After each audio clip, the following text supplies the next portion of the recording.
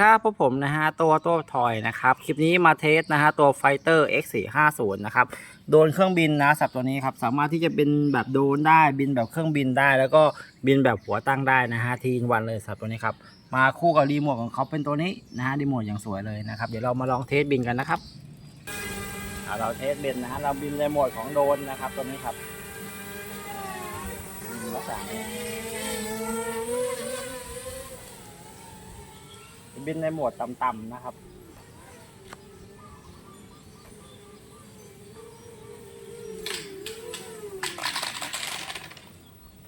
จอดก่อน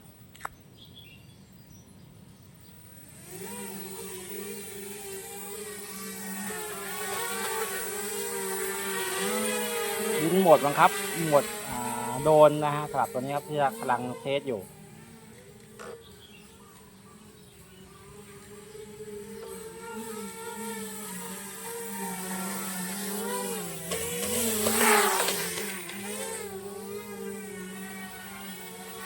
บินแบบหัวตั้งนะแล้วเราสามารถประคองบินแบบหัวตั้งได้นะหมุนตัวได้ซ้ายขวาลักษณะนี้หมุนแบบหัวตั้งลักษณะนี้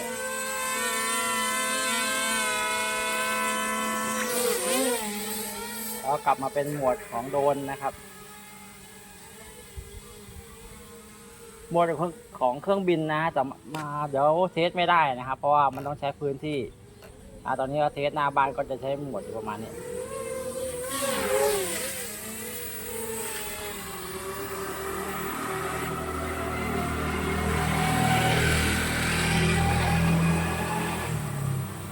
ก็ถือว่าเล่นได้อยู่ไม่ยากนะฮะสำหรับตัวนี้ครับ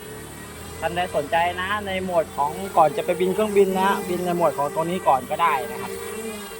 มันคอนโทรลไม่ยากนะครับ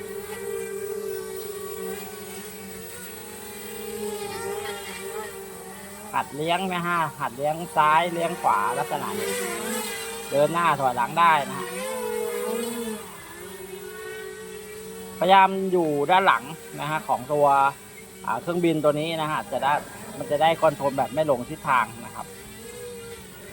ถ้าเราหันหน้ามาลักษณะนี้หันหน้ามันจะหลงทิศทางได้นะ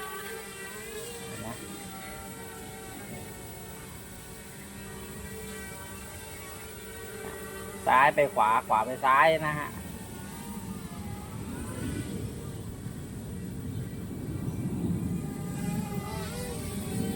นี่นะครับประมาณนี้เลยไกลๆให้ดูถอยหลังได้เดินหน้าถอยหลังซ้ายขวาแล้วก็ขึ้นนะครับประมาณนี้บินแบบหมดโดนมันก็เร็วอยู่นะฮะพูดถึง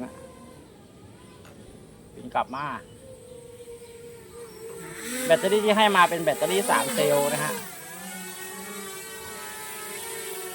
แบตเตอรี่ที่ให้มาเป็นแบตเตอรี่3เซลล์นะมีฟังก์ชันนี้มอเตอร์มันจะทำงาน2ตัวนะฮะตัวที่ด้านท้ายจะไม่ทำงานนะฮะถ้าเราบินโหมดของ V โหมดตัวนี้นะฮะ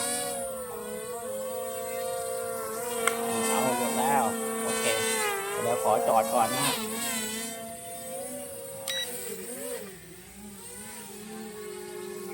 จอดก่อนโอเคนะครับท่านใดสนใจนะฮะก็สามารถติดต่อสอบถามได้เลยนะฮะสำหรับตัวAviator นะ X450 ตัวนี้นะครับสวยๆกันเลยครับบินหน้าบ้านได้นะครับ